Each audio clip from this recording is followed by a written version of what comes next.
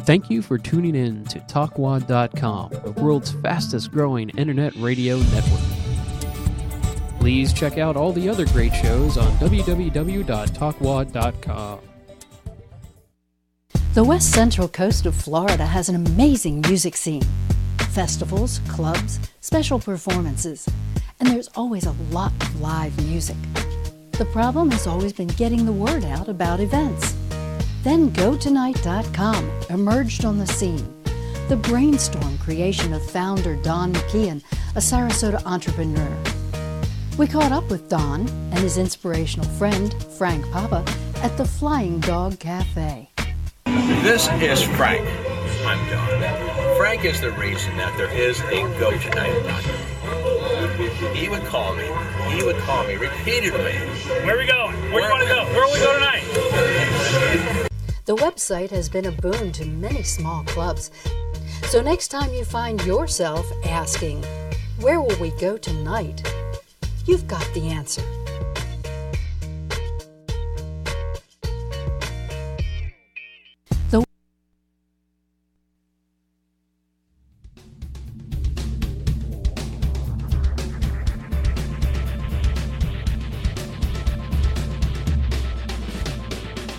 Welcome to Guitars, Bars, and Local Stars, hosted by Mark Ski and Lee Pons. Covering all things music, from live performances and local stars to every facet of the music biz, from venue ownership to musician management. Brought to you by GoTonight.com, James World Entertainment, and Billy McKnight and the Soul Circus Cowboys. Ladies and gentlemen, your hosts, Mark Ski and Lee Pons.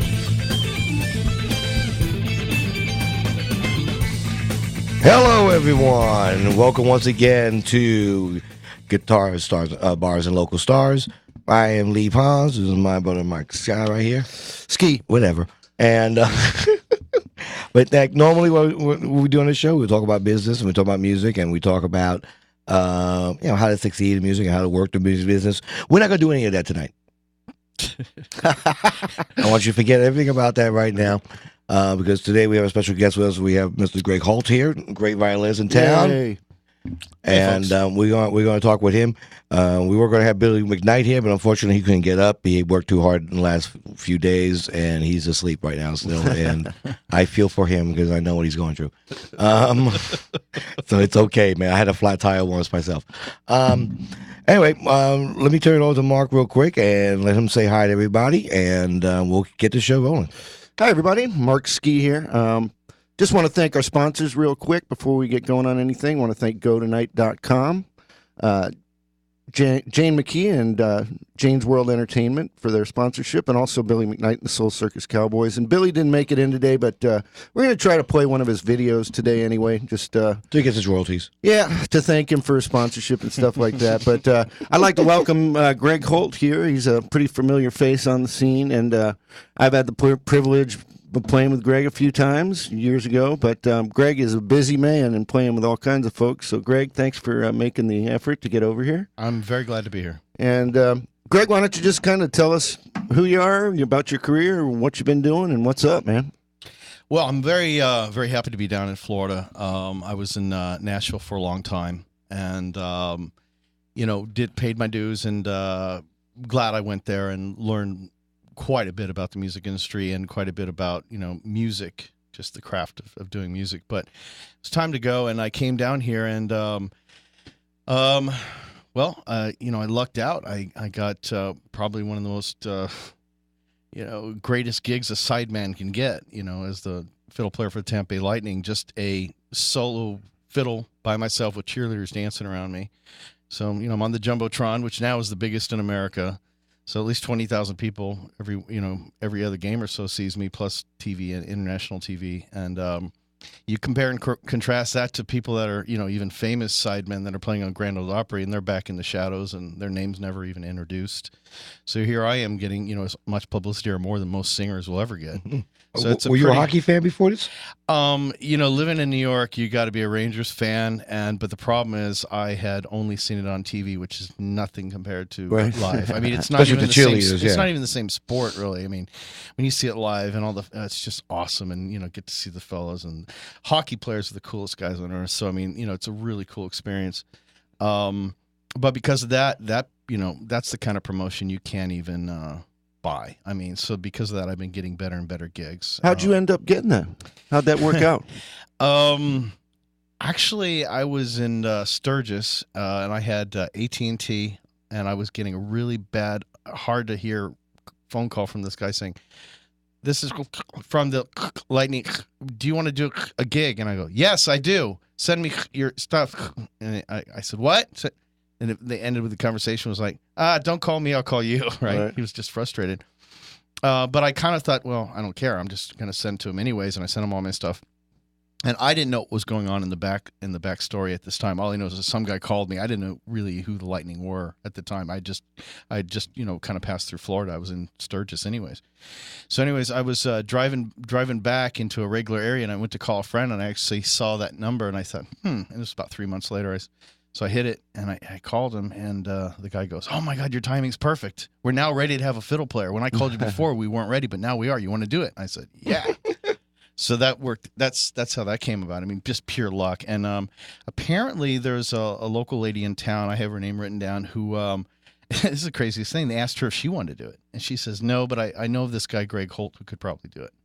So, that's weird. Like hockey and violin. How did that fiddle? How did that work? I mean, how did it? Well, actually, apparently, I don't know. The guy who put it together was from California, and he really heavily involved in the entertainment industry, TV, and started doing sports out there. But apparently, until recently, a guy died. But there was a guy that used to show up at all the, I believe, the Rays games or the Buckets games, and this old dude with a fiddle.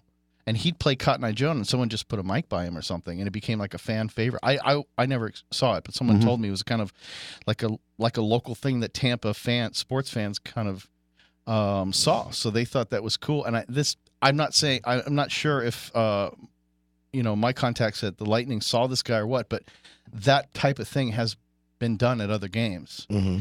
But what they did with me is they took the Cotton Eye Joe, the techno version by the Swedish band the Rednecks. Oh yeah. And then we kind of crafted that song to a specific time and took out the fiddle part so I could play the fiddle in the place of that fiddle. So I actually literally made my own fiddle part for the song, and made the song. I had to edit the song down to the proper length and to make your own and that kind of stuff. So yeah. Well, it's funny. You say it just fell in your lap, basically, but I have to disagree with you. I think you're a master at networking and getting yourself out there. I mean, ever since I've probably known you, we're not great friends, but I mean, we've known who each other are at least for back in MySpace days. Yeah, a good 5 or have that. Yeah, a good 5 or 6 years at least. And I know that. Greg, you're out almost. I mean, you're a hard worker, and you're out almost every night of the week. If you're not playing a paying gig, you're out participating in people's jams or sitting in with people. So you've done a great job at networking and getting your name out there. And another thing Lee and I were talking about is you do play violin, or fiddle as we like to call it, and which is kind of a niche instrument. So, as long as you're out there, I mean, the first time any violin or a fiddle player is mentioned, probably in the the music scene around here, your name is going to be brought up. So I think thank you. I mean, that's your name would come to me if somebody asked. I can't think of that. many others. Right. And Lee, you had a question about the niche instrument thing. Yeah, I wanted to know because it's being such a niche instrument, right? And I know you play a lot of different genres and stuff, but you're sitting with all the guys and stuff, and you do the blues jams, and you do the you're playing the rock with the guys. You just play with Gary Shelton, and playing. Yeah. What was it? That went down in Georgia at like Mach 4. You said, Mach 3 with Category 3. Yeah, but it's like when you first started doing this, did you find yourself? Did you find a lot of resistance to it? Like for instance, I hate harmonica players, right? So if a harmonica player shows up at one of my gigs and he's wearing a gun belt, I do not. Right? It's like I'm like it's almost guaranteed you're not going to sit in, but. But no, it's have you found? I'm joking. No, I'm not. I know we're gonna start getting Earl Pearl's gonna call me in a minute. You son of a. Anyway, but did you find that resistance at first? Was that a problem for you at first? I'm sure it's not now because everyone knows you. But before come that, at music from that perspective at all. I mean,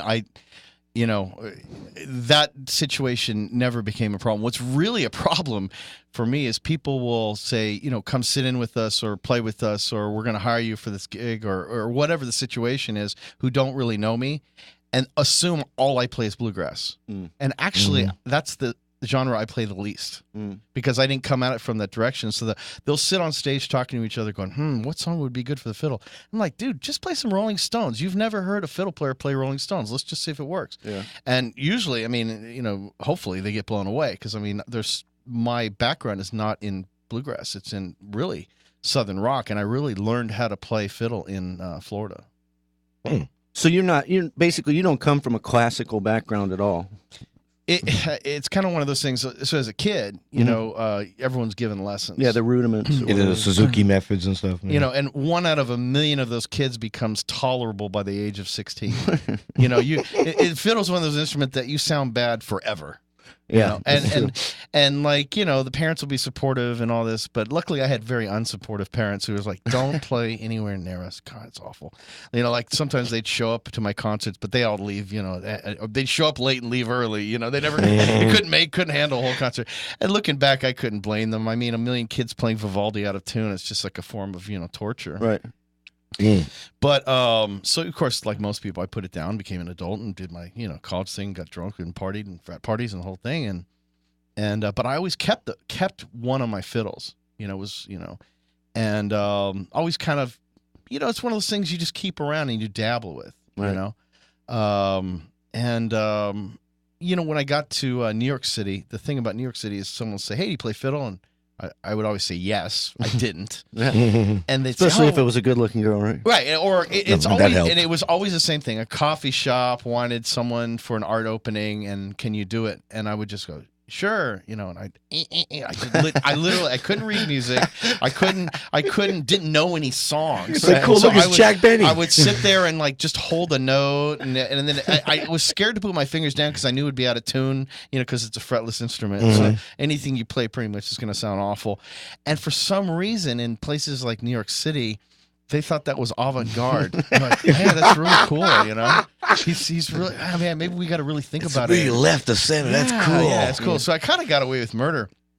And believe it or not, it's another one of those places where, classical musicians kind of refuse to do the non-classical stuff. So it was me and a few other equally terrible musicians were the pool of people that people would search to. Of course, it was like I had limited hours. I was gone on the weekends. I worked all day and all night, and some nights, so, it was hard to get a hold of. So, I didn't play it very much.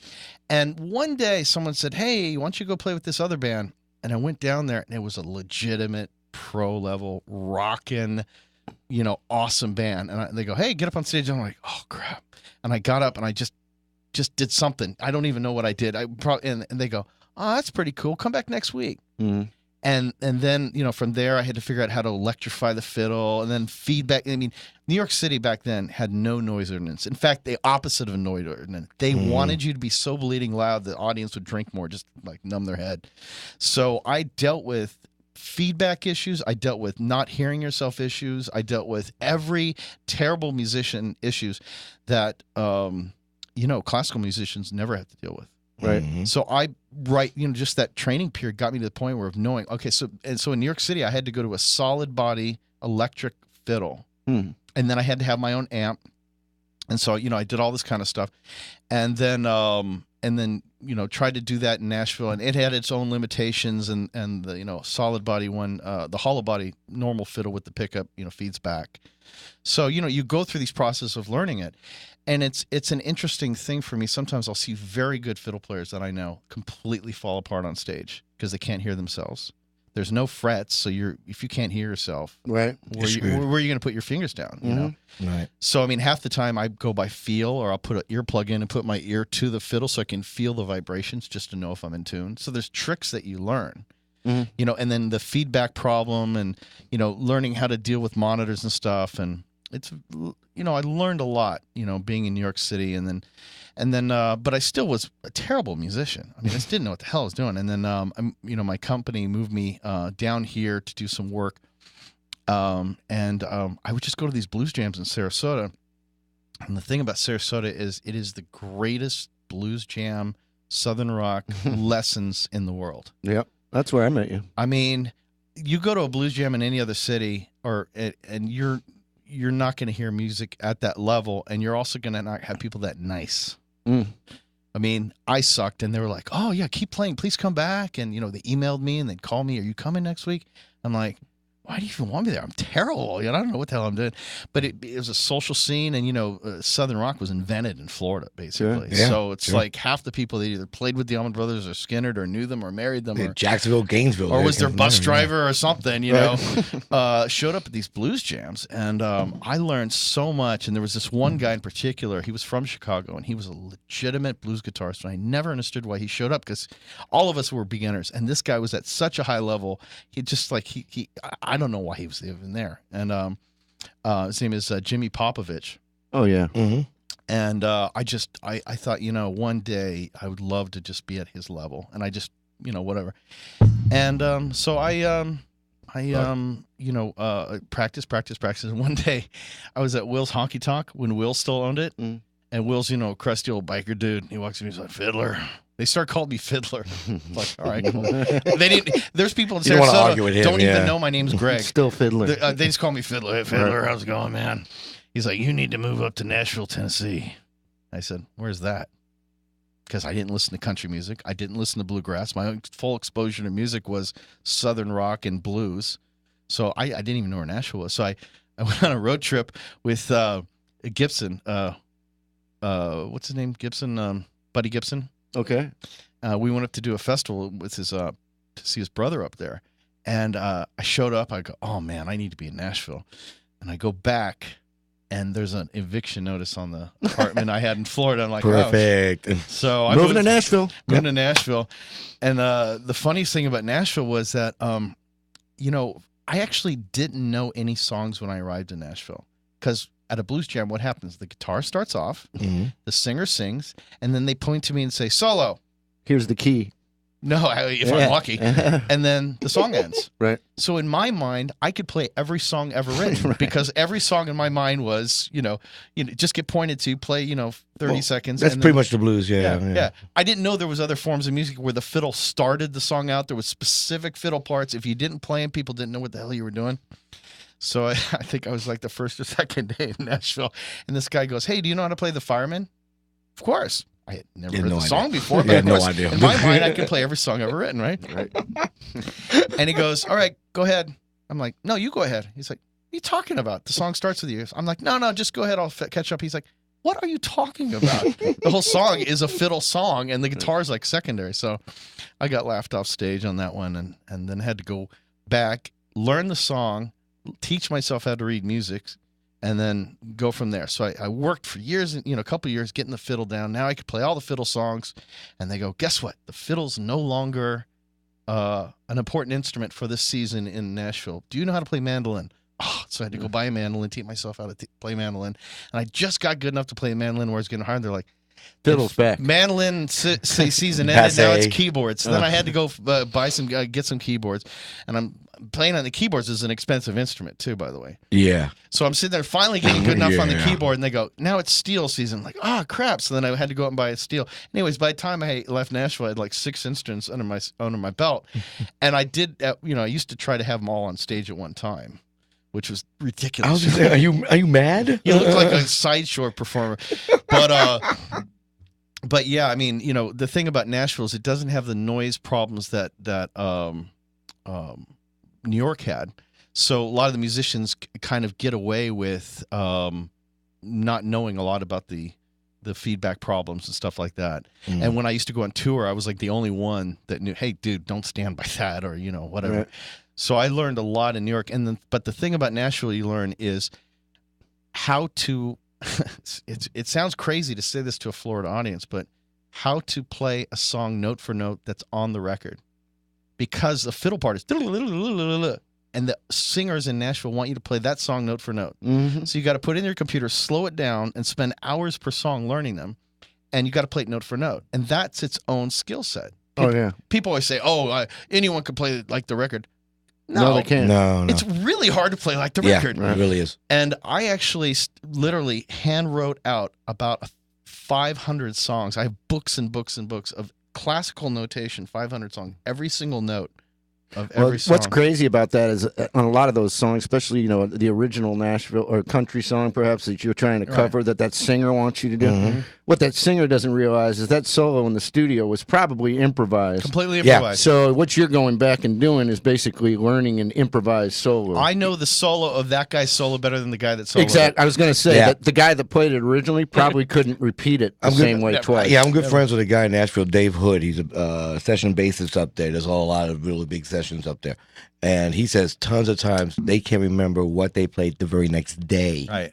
Right. You know, and if they want you to play just like you did yesterday, I'm like, what the heck were you doing yesterday? Here's the crazy thing about Nashville is that they don't have solos. Like if you actually listen to a real country song, or if you're playing Lower Broadway, your solo is maybe 2 seconds long. It's maybe just back. It's a fill. Back Maybe 10 Back Yeah, a little up. tag. on a good day, and you're not even improvising. You're playing that solo the same way you did on the record. So actually, when I used to go to blues jams in Nashville, they were the worst blues jams on earth. No one could improvise. Yeah. It was ridiculous. You can't say, let's go to 145 let's go. Yeah, and I just wanted an outlet. Man, I could just get on my fiddle and play whatever. Because by that time I was running my fiddle through wah pedals and distortion pedals, and I was doing all sorts of stuff that I could never use in Nashville. Right. I was like, oh, this is really terrible. So, I just. And also, Nashville's just evil. I mean, like, people talk about Hollywood and how much people screw each over in Hollywood. No comparison to A Nashville. lot of ego. A lot a of lot- backstage. the Oh, good I'm boy- the talking good old boy lying, network. backstabbing, stealing your money, guns to your Yeah. head, dropping you off in the middle of nowhere because they don't want to drive you home, stealing your car, like friends. I'm talking about people that doing this, and then sitting in church on Sunday, And the problem is, like in a normal city, you'd beat the crap out of that guy and be done with it. But the problem is, he's probably going to be standing on stage next to you 2 days later with a different band because everyone plays with different bands. Mm-hmm. So it's like, and it's such a small city. And so if you get in a fight, then you're the guy known as the guy that fights. Then no one hires you. So people screw each other over constantly, and it's acceptable behavior. I'll tell you about it was I have a girlfriend in New York City. She's PhD school psychologist for all the worst kids that had got kicked out of every other school in New York City go to her school, and she was supposed to be the school psychologist. And all she did all day was break up fights. Fun job. And I would tell her stories about what's going on in Nashville, and she'd say, "Man, my kids are better behaved than those guys in Nashville." I mean, Yeah, there's honor among thieves in New York, And the thing about it is, I hear a lot of people in Florida complaining about the music scene and the people here, but believe me, when you really experience bad behavior, this seems like a gem here, man.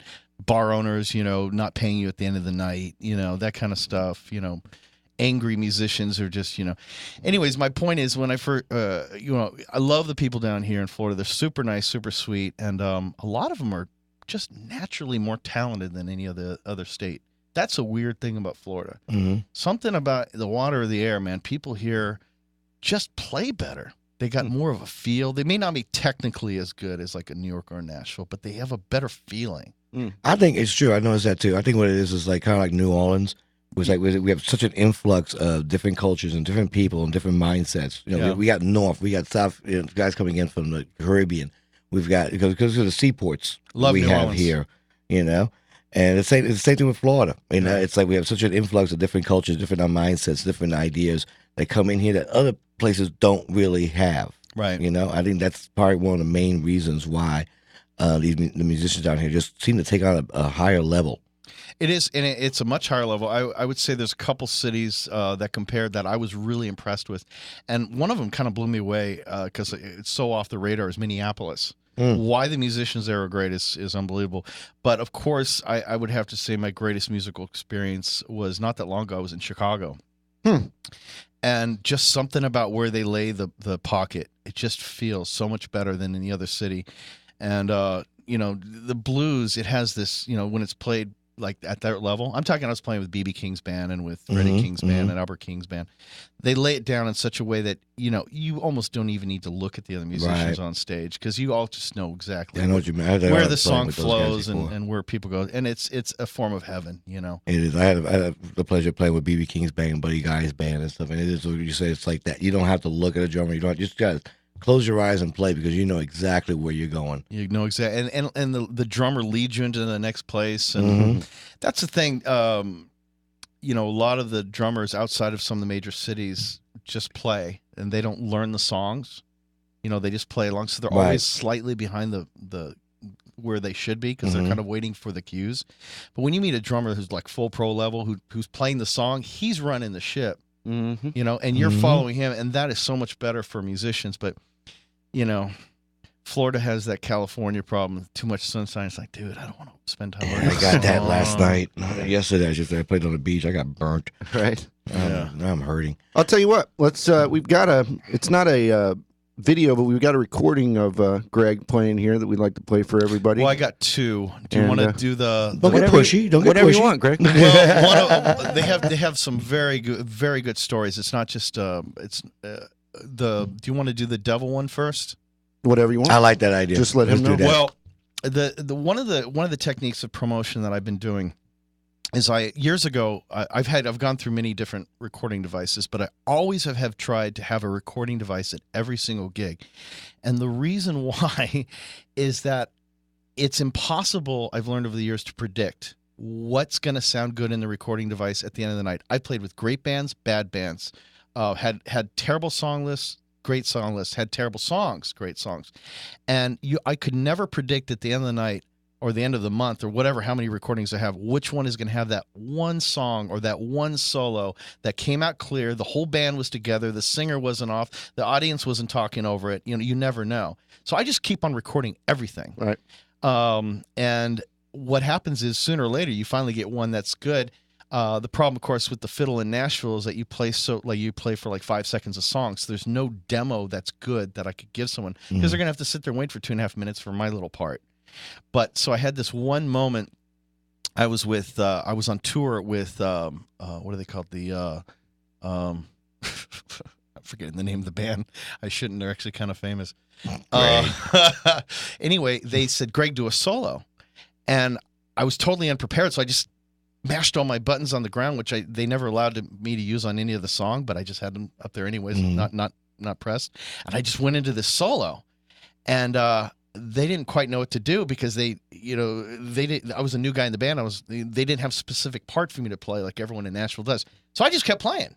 So I have basically a 3-minute solo of me trying every pedal I have, trying it solo, trying different styles, and it basically showcases me accidentally on all my different genres. And this is what we're going to do here now. Yeah, if that's the one he's queuing up. Adam, you got that for us? He's in. All right. Yeah, you got to love that guy. There's Greg Holt on the fiddle. Guy right here saved the day, flew in from New York 3 hours before the bus left Nashville. Here he is.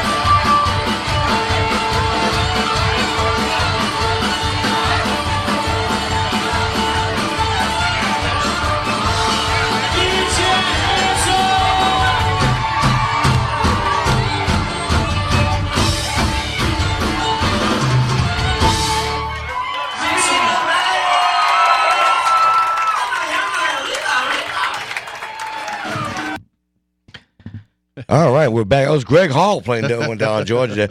We lost Mark, and we had to kill him. He was getting uppity, and we just had to basically kill him.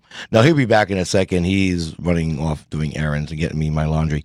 But anyway, no, we were just talking about just now during the song. Me and Greg. It was an old movie, a John Wayne movie called Kentucky, and him and Oliver Hardy were in it and that kind of stuff. And I remember, right, Oliver Hardy played the fiddle at a dance, and someone asked him what the difference was between a violin player and a fiddle player.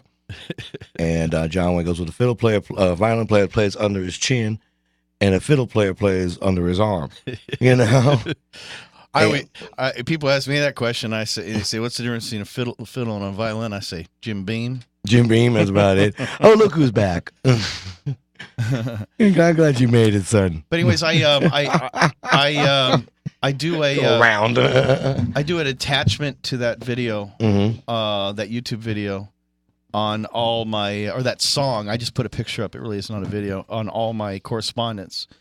And it's interesting because some people won't listen to it, but a lot of people, they listen to it. Wow, I didn't know the fiddle could be played with a wah pedal or distortion. That sounded really cool with a wah. I like the wah sound. Yeah, and so cool. It opens me up to be able to play with more rock bands and stuff like that. Now, have you met any other violin players, fiddle players, like guys like one of my favorites of being from Louisiana and being an Cajun guy. One of my favorites is Doug Kershaw. Right? I've never met Doug Kershaw and stuff. But it's like anybody, guys like that, have you met and have they said what are all these boxes for and that kind of stuff? Well, usually they're saying what are all these boxes for when you're not doing it good, and they're kind of getting in the way, and the battery's going low, and you're the weak link, and the lead singer's yelling, "You get rid of those damn boxes, just play the fiddle." And of course, the guy would be in the audience listening at the time, right? Right. I mean, Murphy's Law. The thing about the fiddle was not ever meant to be played electronically, and so you have many more issues when you play a fiddle than you do any other instrument.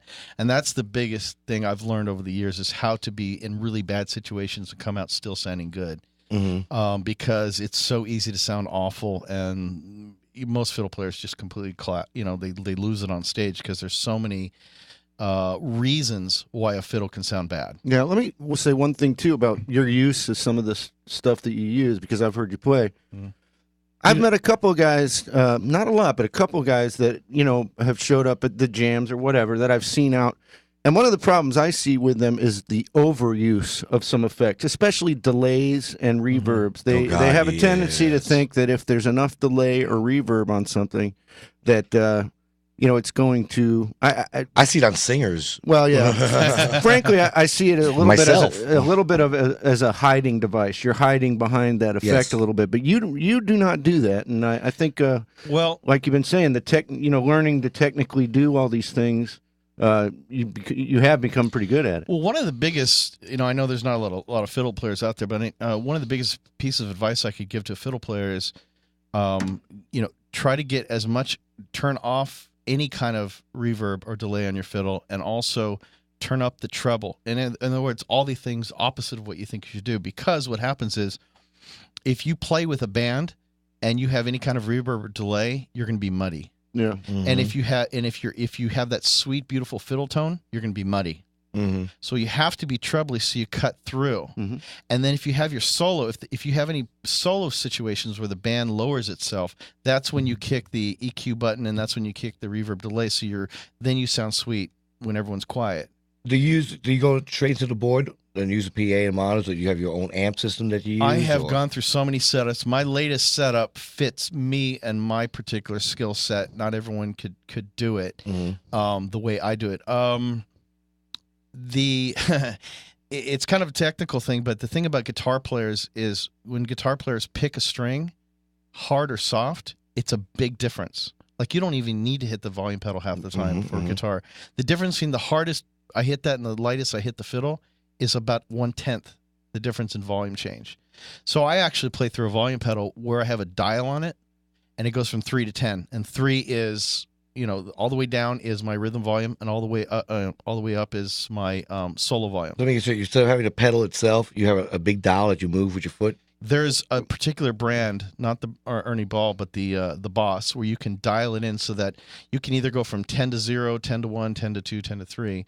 So 3 is my low volume and 10 is my high volume. Oh, okay. So that, and I actually have, markings exactly. If it's a loud band, I'll have it on 2. If it's a quiet band, I'll have it on 4.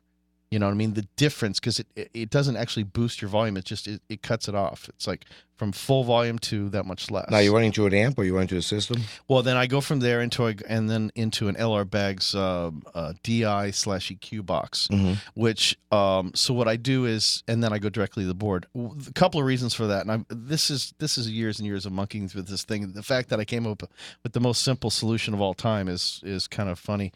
The reason why I do XLR out instead of 1/4 inch out is XLR is much louder. And I am playing basically an acoustic instrument, and sometimes when I'm playing loud bands, especially overseas, you need to really use the XLR. The second thing is I ask them to leave their board flat on my channel, and then I EQ on my little box so that 90% of the time I sound almost the same in every venue because I'm in control of it. But that's not always the case. Yeah. And some of them, some people are nice enough to let me walk over to the board and, change the EQ on my channel, but a lot of them don't let me do that. But that's a technique that I use. You'll hear, especially in Nashville, it's funny because, they get so used to playing these little tiny clubs, and when they go on tour, they're completely lost. I mean, I've seen some of the better fiddle players, I won't mention their names because they're kind of friends of mine.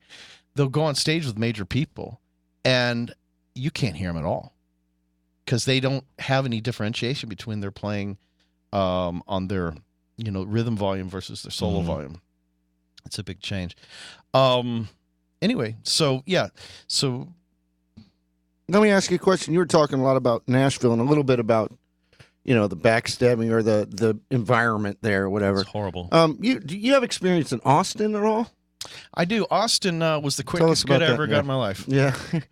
I literally drove into Austin, went to my trunk, pulled out my fiddle, put it in my back, because it's a backpack fiddle, and the guy in the bar 10 feet away from me goes, "Hey, is that a fiddle? Get on stage." And I played one set with him, and he hired me for the rest of the week. Cool. Yeah, that was great. Austin, what can I say about Austin?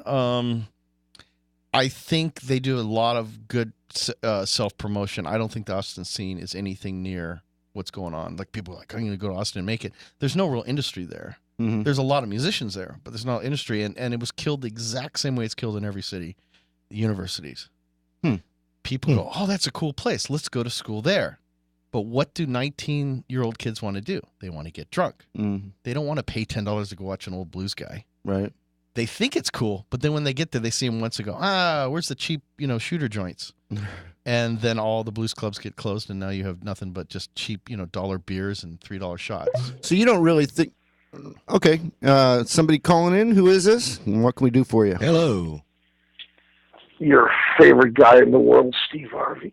Oh, I hate the button. Just hit the cut button. It's like, hi, Just Steve. One of the most agitating people around. Well, I'm glad you said it. You beat me to it. You know what I say? I say just don't even let anybody know how good our music scene here, so they don't all move here and screw it up like the way Austin and Nashville is. Where you know what? I gotta agree with you on that one, Steve. Well, no, I mean, first of all, I think a lot of people don't realize that a lot of the reason why our music scene is good here is because tourism. I mean, you take away all the beach bars and all that stuff, you're left with real competition over the summer as to who comes to your gigs. Half of these people come down here from up north and do residence, and that's kind of what I did in the beginning. I came down from Chicago, and now I live here year round. I think our music scene is great here, and the number one reason for that is WMNF radio, because an independent artist can get stuff out. But I think a lot of the scene here is fueled a lot by tourism, and it's good. But boy, I'll tell you, I sure don't want to see. I remember in the '80s going to Austin. Man, we used to make money. We drive down from Chicago, play over at. I can't think of the guy's name now. Anton's. Yeah, Anton's. Clifford had his place, and Liberty Lunch was good. And then all of a sudden it turned into, I think once South by Southwest moved there and you could showcase. It's the same thing in Nashville. I mean, there's the Bluebird, and that's pretty much about it. But, and again, as I've stated before, the bar scene is dying, and you got to go out and get get people to come out and pay covers to make money, which is going to happen here anyway.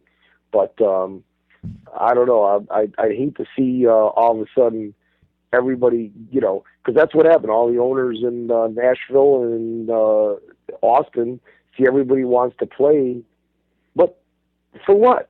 Really? I mean, why even be in Nashville when you can write songs, do your own publishing company, hit everything, on YouTube, and get your own following over the internet instead of having to move to an area? I guess the only reason would be is like he's doing LA's to, rub shoulders with people. But I see the big industry just dying, where independent people can, do it themselves. So that's what I have to say. And since we're talking so much about Greg's playing with me this Sunday. That is not true. Who is this? I'm not playing with you.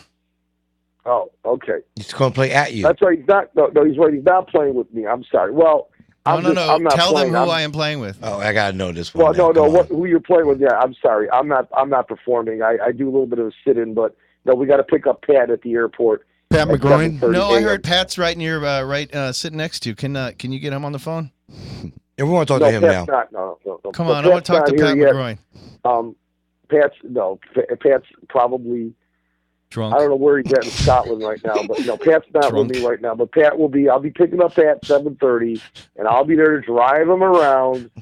And Pat, We don't want Pat will driving. be over at Maloney's, and then Where's Maloney's later at? on that night, where are we at? Where's Maloney's at? Woody's Waterside in St. Pete, not Woody's River Road. So anyway, Actually, Maloney's a big gig. Maloney's is a very large bar, and they have a big festival with Cowhead, and all the guys from that big radio station are going to be there, and it's kind of a big celebration. We're there from 12 to 4, and they have multiple bands and multiple acts and a big stage outside. Where's that? Where's it at? Maloney's is in what do they call it? Town and Country. Oh, in Tampa. In Tampa, and then we do that 12 to 4, and then we're doing, I think it's an 6 to 10 at Woody's and Sunset. At Woody's and Sunset Beach. But we have another fiddle player join us, so 2 fiddle players and Pat McGroin. It's like the Sid Vicious. It's like the Sex Pistols of Irish music. Right. I mean, it's really intense that night. I mean, it's like double. Pat in the middle going on, and you got like 2 wide receivers. It's like having Jerry Rice and Cliff Branch. Sounds like the '86 Chicago Bears. Huh? Sounds like the '86 Chicago Bears. That Super Bowl shuffle. They never had good wide receivers. I mean, these are 2. You got Pat in the middle, and you just got just long ball bombs every. It's a lot of fun having the 2 fiddle players. I'll be there doing sound. Check out. I just put the Pat McGroin videos on your event page. Cool. Along with what are we going to talk about in Austin? I think you need to call Sherry Englehart and ask her that. Yeah, okay. That's a good point. All right, listen, I got to go. Who is this anyway? Who is this? Steve, take it easy. I don't want to hang up on you and hear about it for the next week. But we're going to. Yeah, thank you for not hanging up, please. You're welcome. Yeah. We'll talk to you later. Thanks all right, very man? much. All right, bye. Bye. See you. Steve Harvey, a.k.a. Pat McGroin, a.k.a. Ozzy Harvey, a.k.a. RV Steve, a.k.a. many other things. Pig head or something. Yeah. The many faces of Steve Harvey. Yeah. I would actually disagree with Steve on a point of view, but I understand where he's coming from. From a songwriter's point of view, Nashville is a different entity than as a musician. What do you mean by that? Meaning that there's a separate side of town for songwriters in Nashville, literally. Yeah. Mm-hmm. So like the Tin Pan Alley type thing. Like you're in a different section, and you don't even deal with musicians as a songwriter. Being in Nashville and being in that level of competition, I would never, if I stayed in Florida or New York, I would never have learned 6 instruments. I would never have learned how to copy someone's solo. And by the way, when you learn someone else's solo, you do learn new techniques. Oh, absolutely. I mean, and I can't, and it really is frustrating when I came back to Florida and people don't really know how to play Sweet Home Alabama. They know how to jam the hell out of that song, but they actually don't know the original song. Mm-hmm. And so, it's never clean and nice like the original, which is too bad because this is actually the place that place that song was invented. But what what else was I going to say? Oh, lately what I've been doing, which is kind of cool, and this goes back to what Steve was saying, the internet's so great. Facebook's amazing, for connecting with people and stuff. And I don't have a band page. I have a personal page, and people can kind of connect with me on a real kind of back and forth level that you can on a band page. So I enjoy that, doing it that way. And because of that, I've connected with people overseas and people down in South America, and they contact me and say, hey, can you do some fiddle tracks? Mm-hmm. And they'll send me their fiddle tracks, and sometimes I'll do it for free. Sometimes I'll do it, for no pay. And, then you get a CD, a professional quality CD. So they'll send me their tracks. Sure. And done then a lot of that I'll go in my waveforms. studio, lay down a fiddle, and then email it back to Sweden or Brazil or wherever they're at the time. And it's turning out to be a pretty cool thing, because if I ever need to tour those areas, it's kind of a built-in audience. They've been hearing me on that, record for a while. And also the fiddle's such a unique instrument that very few places in the world have a lot of fiddle players to pick from. So when I come into town in that country or that city in America, wherever, people will go, oh, okay, we're going to hire you because there's really no one else. Or if there is someone else, they're not like pro level. They're just kind of, monkeying around. So this guy in Sweden contacted me. I have the CD right here, Martin Riverfield. Do you have that song queued up? Can we play that second song? He is so cool back there. I feel sorry for making fun of him constantly. Yes. What's it called? Go ahead, Greg. Just say what it is. Yeah, talk over it. Goodbye, little girl. Goodbye, little girl. I leave you alone. When you come around, everything seems wrong. I don't want you anymore. I don't need you anymore. Hey, little girl, I know what's wrong. His love was burned out, and I'd rather be alone. I don't want you anymore. Yeah, I don't need you anymore. Right time never come around. This is what we have to pay. Although it's slowly slipping away, I can't see another way. Goodbye, little girl, I leave you alone. When you come around, everything seems wrong. I don't want you anymore. I don't need you anymore.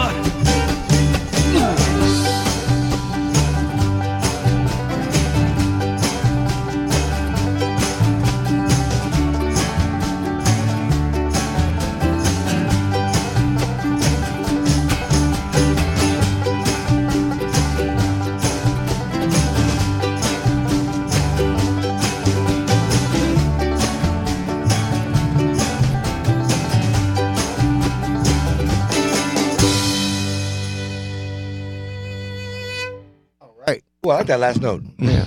So, Greg, that's something you did with a guy in Sweden, you're saying, Yeah, right? I'd never met him. Amazing. He just emailed me it. I laid down the tracks and emailed it back, and it's pretty amazing. You know, the technology that allows you to do that. Yeah. But also the promotion. I mean, being kind of known in Sweden. You know, if you ever want to do trips and tours, and they make a lot. You make a lot more money over there. I mean, like $1,000 per man per gig. Most expenses paid for. Yeah. Well, highly appreciated when you get over there, I think. Yeah. Yeah. Talk about people that go, wow, that's really cool, and really like you, and and they're also very, very educated about music over there. You know, they can. I remember one time I was in Prague, there'd be like 5 blues bars, and each blues bar would describe the band by the specific genre. This one plays Delta blues. This one plays Chicago blues. This one plays a mixture of blues from Missouri, and I'm like, wow. Somewhat confusing to me. Yeah.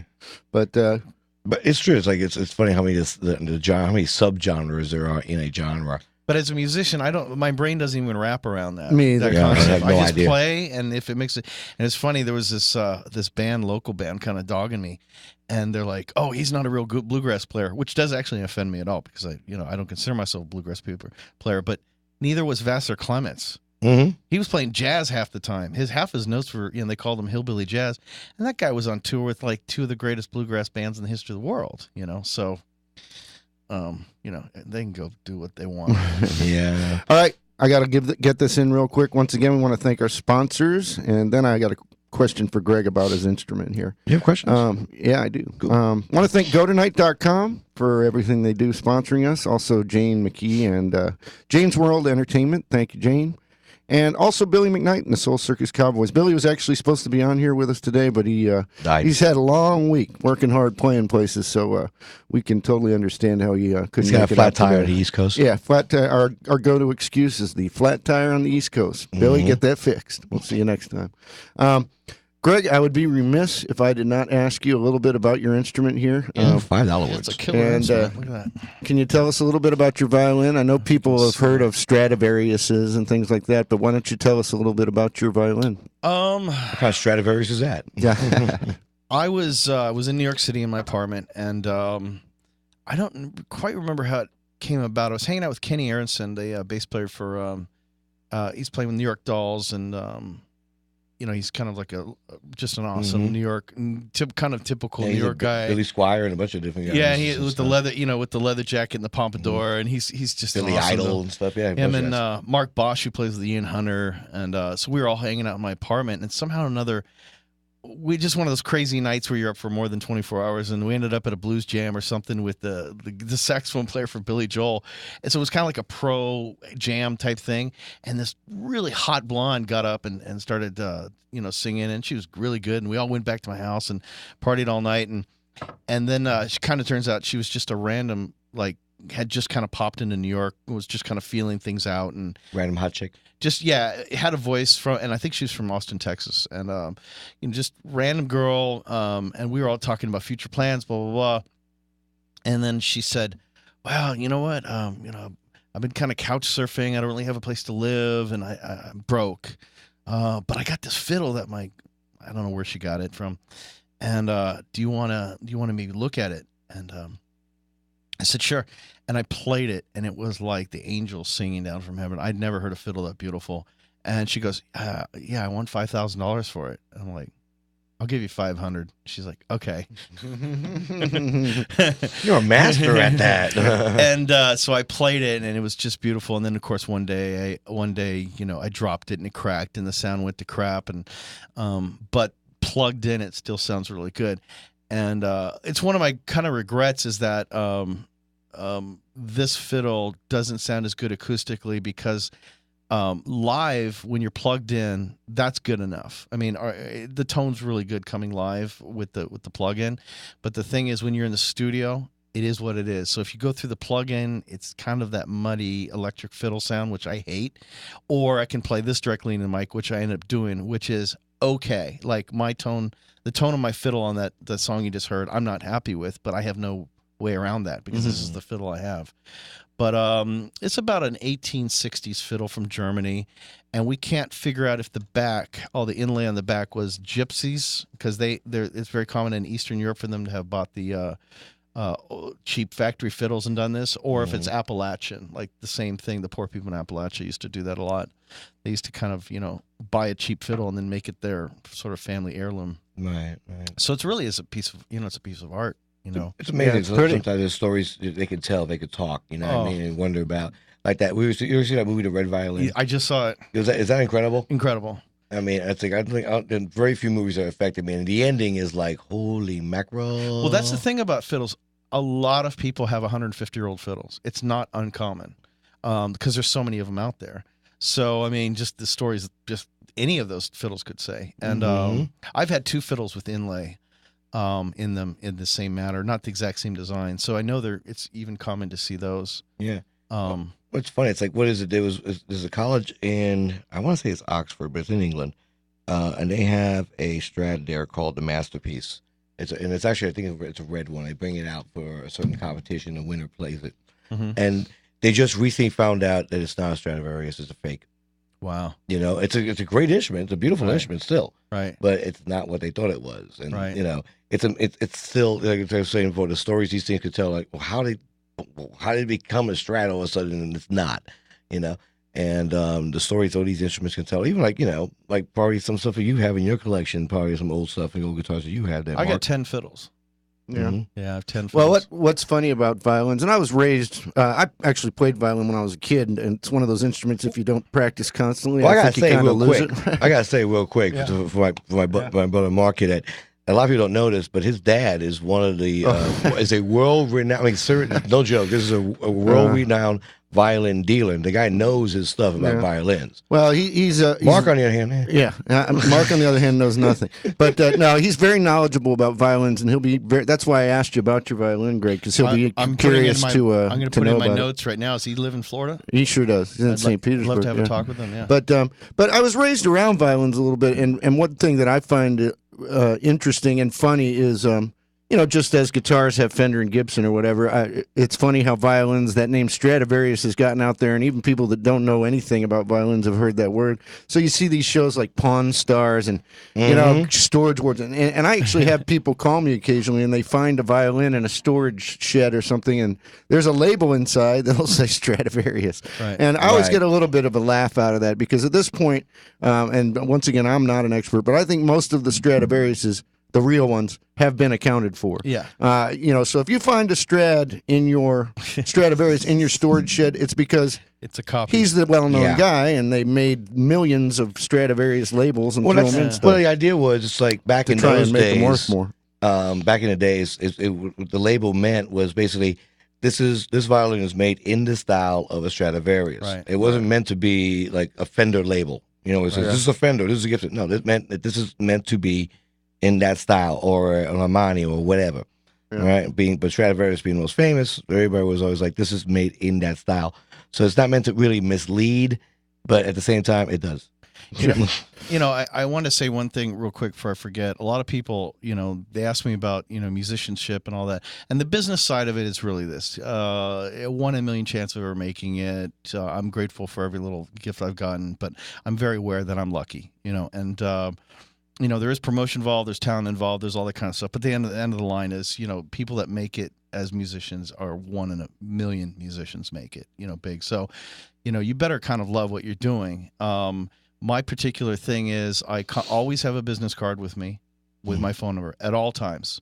And not everyone gets back to me. In fact, most people don't. So just be aware that you're going to have to get thousands and thousands of business cards and constantly hand them out. The second thing is, I always tell everyone happy birthday on Facebook. Right on. I do the same thing. Always, It takes a lot of damn time, and I spend hours on that stupid computer, and I hate it. My eyes are going bad and the whole thing. But, the other thing is, until recently, what I've been doing is anyone that asks me for a gig, I just say yes. And no matter what to pay or what, because you're out there, you're playing.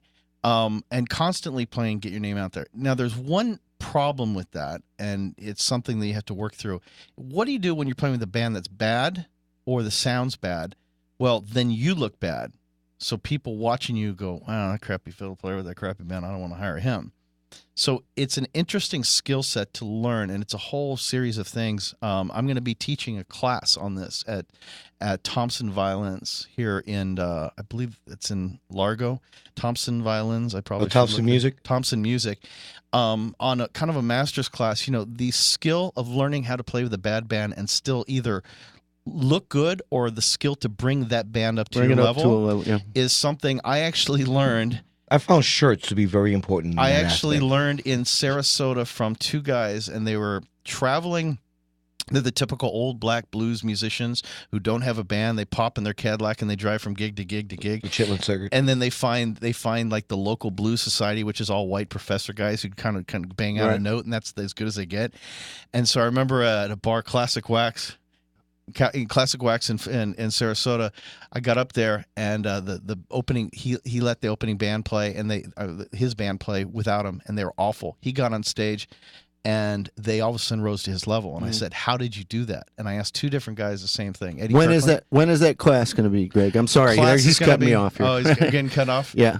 The class is going to us. be upcoming. Look on my website, facebook.com/Greg the Fiddler. Okay. Well, once again, I want to thank Greg for being here today, and I'm sorry I cut you off on that No, it's story, okay. Greg. But the answer Adam- to the question was, you gots to be the man. That's what he told me. Just gots to be the man. Gots to be the man. Yeah, and I got a lot out of Greg today. This has been interesting and fun, and I think once again it goes back to what all these shows come down to is like you kind of make your own luck. You can say you're lucky all day long, but I know Greg's being modest here. But Greg gets it out there. He gets his name out there. He works hard. He's out every night trying to network with people, meet people. You get his name from one person that saw him somewhere, and it's all a matter of using what's available now, especially with the Facebook and the social media that's out there, and just getting yourself known, and maybe taking a gig for a little bit less money to lead to something better, perhaps. It's like the old saying, opportunity will knock. You just got to be smart enough to answer that door. Right. Well, we want to thank everybody for tuning in this week. Thanks, Lee.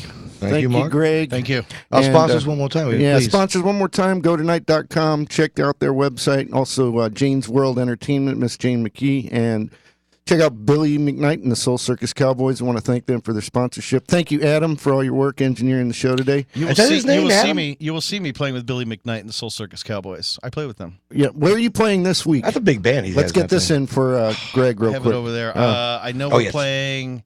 I have it written down over there. Look on Facebook. Go to Greg Holt. Mark, where are you playing at this week? I'll be up in Bradenton Wednesday night at Last Call Tavern.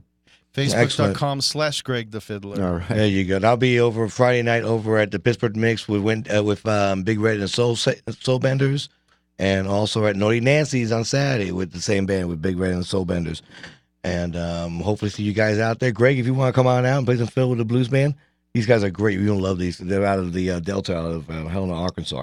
I just found it. I am playing Thursday 8 to 12 at Shepherd's Beach Resort in Clearwater, and a bunch of gigs after that all weekend. Cool.